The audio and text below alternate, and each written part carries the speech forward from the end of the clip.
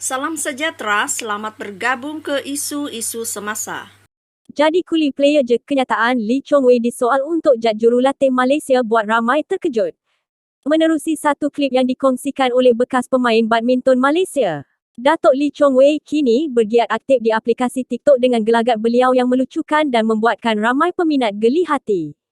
Baru-baru ini dikabarkan dengan berita bahawa beliau turun ke padang untuk menyaksikan perlawanan badminton baru-baru ini yang menjadi kegilaan semua rakyat Malaysia.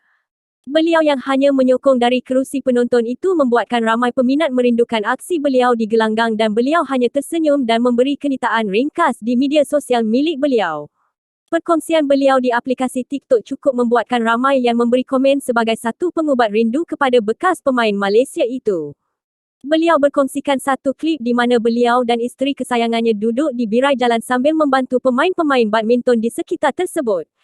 Kali ini beliau membantu memasang grip pada raket pemain dengan memberi satu kenyataan bahawa beliau kini hanya boleh memasang grip sahaja dan menjadi advisor tepi dan ini membuatkan ramai geli hati dengan kenyataan beliau kerana sangat melucukan.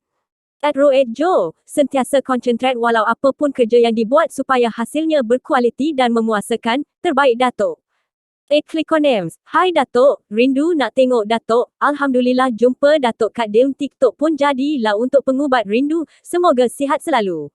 Datuk Lee Chong Wei kini masih dalam tempoh persaraan beliau dalam dunia sukan namun semangat beliau dalam menyokong industri sukan di Malaysia masih kekal di hati beliau dan masih mampu turun menyokong pemain-pemain yang berkebolehan agar mampu menandingi dan lebih cemerlang di masa akan datang.